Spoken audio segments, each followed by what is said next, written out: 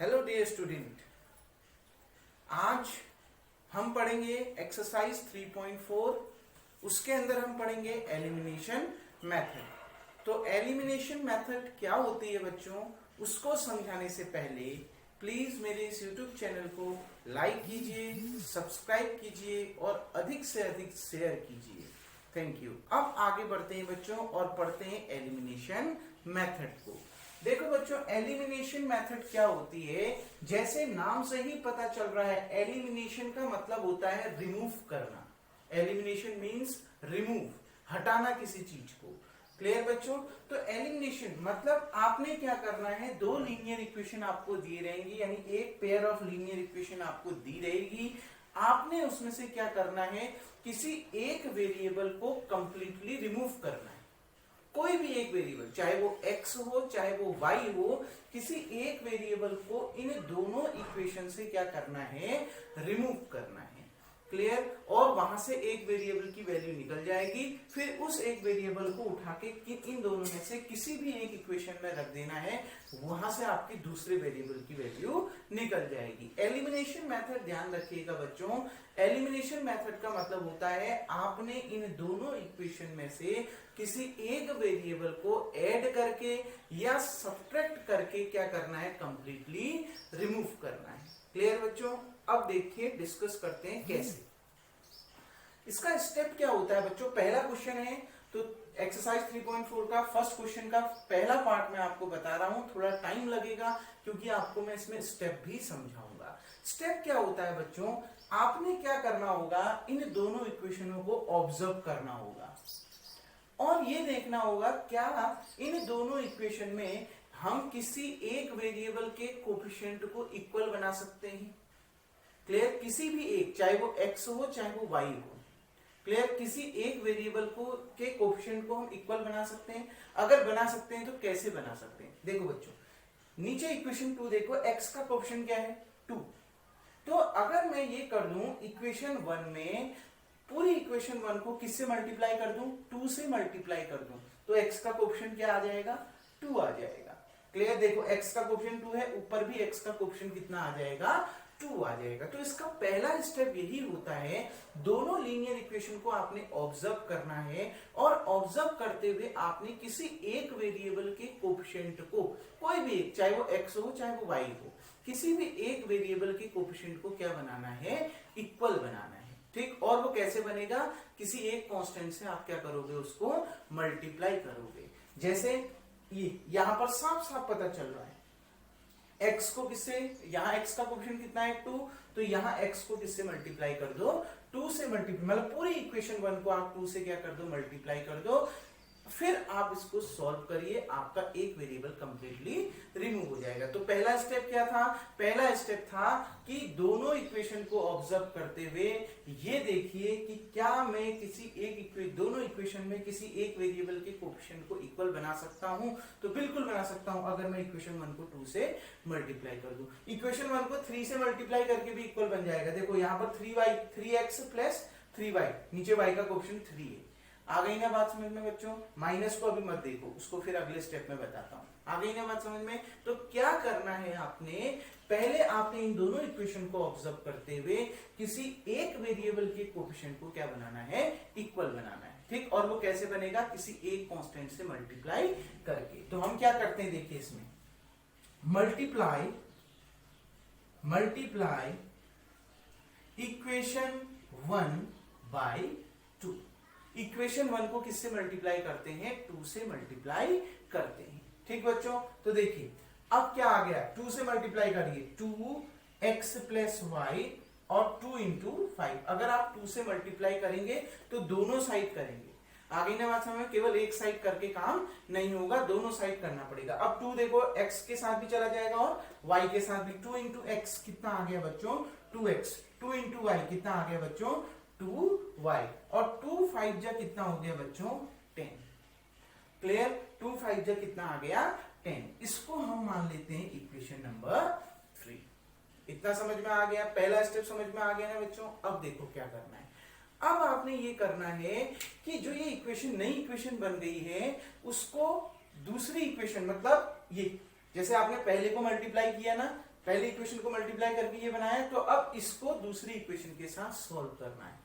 कैसे सॉल्व करना है कि एक वेरिएबल कंप्लीटली क्या हो जाए, रिमूव हो जाए। और हटेगा कैसे, या तो ऐड करोगे या तो सब्ट्रैक्ट करोगे। आ गई ना बात समझ बच्चों? तो देखिए यहां देखो जो इक्वल कोएफिशिएंट है उसको देखो, x का कोएफिशिएंट कितना है 2, x का कोएफिशिएंट कितना है 2।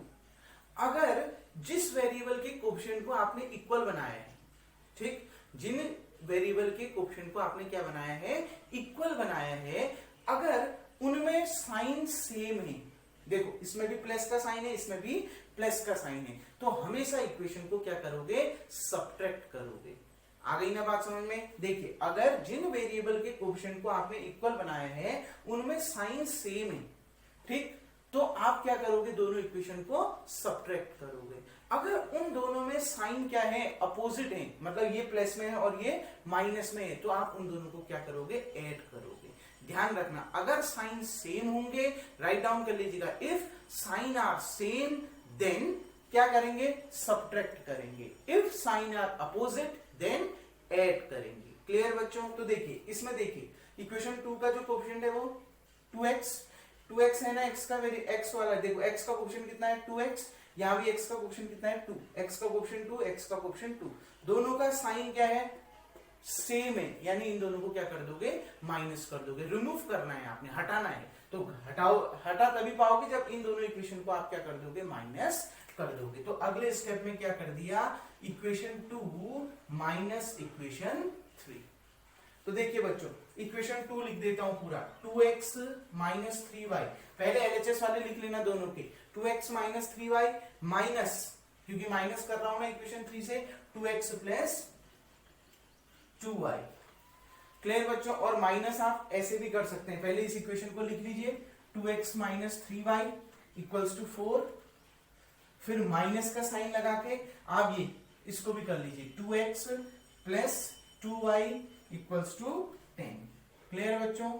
इस तरीके से भी कर सकते हैं, क्योंकि माइनस कर रहे हैं तो प्लस के नीचे माइनस का साइन, प्लस के नीचे माइनस का साइन, इसमें भी प्लस के नीचे माइनस का साइन आएगा। अब लेकिन आपको मैं इस मेथड से नहीं बता रहा, आपको इस मेथड से बता रहा हूं, इससे इजीली आपका सॉल्यूशन हो जाएगा। क्लियर बच्चों? अब देखिए आपने क्या करना है, जब आप इन दोनों को माइनस या प्लस करेंगे, पहले दोनों इक्वेशन के LHS वाले पार्ट को माइनस या प्लस कर देना। हमने इसमें माइनस करना है तो दोनों के LHS देखो, 2x minus 3y minus 2x plus 2y, क्योंकि बाहर से माइनस है इसलिए मैंने इसको किस में लिख लिया, ब्रैकेट के अंदर लिख लिया। अब क्या लगेगा, साइन इक्वल टू का। अब RHS वाला देखो, इसका RHS कितना है 4, माइनस कर रहा हूं इक्वेशन 3 से, इक्वेशन 3 का RHS कितना है 10, 4 माइनस 10। अब देखिए बच्चों 2x माइनस 3y, अब जब ब्रैकेट हटता है, माइनस साइन अंदर जाता है, तो क्या होता है, ब्रैकेट के अंदर जो प्लस में है वो माइनस में हो जाते हैं और जो माइनस में है वो प्लस में हो जाते हैं। क्योंकि दोनों प्लस में है तो दोनों किस में कन्वर्ट हो जाएंगे, माइनस में कन्वर्ट हो जाएंगे। तो माइनस 2x माइनस 2y, 4 में से 10 में से 4 घटाइए कितना, 6। बड़ी डिजिट के आगे कौन सा साइन है, बड़े नंबर के सामने आगे माइनस का साइन है, तो क्या लग जाएगा, -6। देखिए बच्चों ये 2x माइनस 2x सेम है ना, तो क्या हो गए, कैंसिल, ये प्लस में है ये माइनस में, कैंसिल हो गए। माइनस 3y माइनस 2y कितना आ गया, जुड़ जाएंगे, लेकिन साइन माइनस का रहेगा, -5y इक्वल्स टू कितना बच्चों, -6। माइनस से minus cancel, 5y equals to कितना 6, और y इक्वल्स टू देखो ये 5y के साथ मल्टीप्लाई में है, इक्वल टू के उधर जाएगा तो डिवाइड में, तो कितना आ गया 6/5। क्लियर बच्चों? तो y इक्वल्स टू कितना आ गया 6/5। ये इक्वेशन किसी भी, ये जो वैल्यू है y की, वो इन दोनों में से किसी भी एक इक्वेशन में रख देना, जो ओरिजिनल इक्वेशन है, ठीक, उन दोनों में से किसी में भी रख देना। Put y equals to 6/5 in equation 1। हम इसको कहां रखते हैं बच्चों, इक्वेशन 1 में रखते हैं। तो देखिए x ऐसे ही रहा, प्लस y की वैल्यू कितनी हो गई, 6/5 इक्वल्स टू कितना हो गया 5। ये यहां प्लस में है, इक्वल टू उधर जाएगा तो माइनस में, x इक्वल्स टू 5 माइनस 6/5। देखिए बच्चों इन दोनों में, इसके अपॉन में 1 है, कुछ नहीं है तो 1 है, तो दोनों में एलसीएम कितना आ गया 5। ये किससे मल्टीप्लाई हो जाएगा, 5 से, 5 5 जा 25, माइनस ये 1 यहां मल्टीप्लाई हो जाएगा, 6 1 जा 6, क्लियर। x इक्वल टू 25 में से 6 घटाइए कितना आएगा 19/5। तो x की वैल्यू कितनी आ गई 19/5 और y की वैल्यू कितनी आ गई 6/5। यही आपने निकालना था। कौन सी मेथड से? एलिमिनेशन मेथड से। तो बच्चों ध्यान रखना, एलिमिनेशन मेथड का पहला स्टेप क्या है? पहला स्टेप है कि दोनों इक्वेशन को ऑब्जर्व करिए और देखिए कि किस एक वेरिएबल के कोफिशिएंट को मैं इक्वल बना सकता हूं। कैसे बना सकता हूं? मल्टीप्लाई, किसी एक कांस्टेंट से मल्टीप्लाई करना है तो वो कांस्टेंट क्या होगा जिससे मैं दोनों इक्वेशनों को क्या बना सकता हूं? इक्वल बना सकता हूं। क्लियर। अब देखिए, और दूसरा स्टेप क्या है? सेकेंड स्टेप ये है, जब आपका इक्वल बन गया, एक वेरिएबल का कोफिशिएंट इक्वल बन गया, अब आपने ये देखना है कि जो वो दो इक्वेशन जिनको आपने सॉल्व करना है, जैसे 1 को बनाया तो मैंने 2 और 3 को सॉल्व करना है। क्लियर बच्चों। अब जिन दो इक्वेशन को आपने सॉल्व करना है, आप उसमें ये देखो जिस वेरिएबल के कोफिशिएंट को आपने इक्वल बनाया उसके पास साइन कौन सा है? दोनों के पास सेम साइन है, चाहे वो माइनस हो चाहे वो प्लस हो। अगर दोनों के पास सेम साइन होता है तो क्या करोगे? सब्ट्रैक्ट करोगे। और अगर दोनों के पास अपोजिट साइन होता है तो क्या करोगे? माइनस करोगे। क्लियर बच्चों। अगर दोनों के पास सेम साइन होता है, दोनों के पास अगर कैसा साइन होता है? सेम साइन होता है तो सब्ट्रैक्ट करिएगा, और दोनों के पास अगर अपोजिट साइन होता है तो क्या करिएगा? ऐड करिएगा। क्लियर। देखो, इन दोनों के पास सेम साइन था तो हमने क्या कर दिया? सब्ट्रैक्ट कर दिया। अगर दोनों के पास कैसा साइन होता? अपोजिट साइन होता तो क्या करते? माइनस करते। बस आप ये देखिए कि कैसे ये दोनों रिमूव हो जाएं, चाहे माइनस करके होंगे या प्लस करके होंगे, यही दो ऑपरेशन इसमें लगेगा। क्लियर बच्चों। अब देखिए, हमने सॉल्व करा, निकल गया। उस एक वेरिएबल को उठा के आप दोनों में से किसी एक इक्वेशन में रख दीजिए, वही आपका क्या होगा बच्चों? आंसर होगा। क्लियर। किसी भी एक ओरिजिनल इक्वेशन में रख देना, वही आपका आंसर होगा। इस क्वेश्चन को आपने सब्स्टिट्यूशन मेथड से भी बनाना है। क्वेश्चन नंबर 1 बोल रहा है कि इसके जितने भी पार्ट हैं इन सबको आपने एलिमिनेशन मेथड से भी बनाना है और सब्स्टिट्यूशन मेथड से भी बनाना है। तो बच्चों, एलिमिनेशन मेथड मैंने बता दिया आपको अभी, सब्स्टिट्यूशन मेथड में बहुत डिस्कस कर चुका हूं इससे पहले, तो उस सब्स्टिट्यूशन मेथड से आप इस क्वेश्चन को खुद से बनाएंगे। होप सो आपको ये चीज क्लियर हो गई होगी। अब अगला क्वेश्चन अगले वीडियो में देखते हैं बच्चों। ठीक हो गया? तब तक के लिए थैंक यू।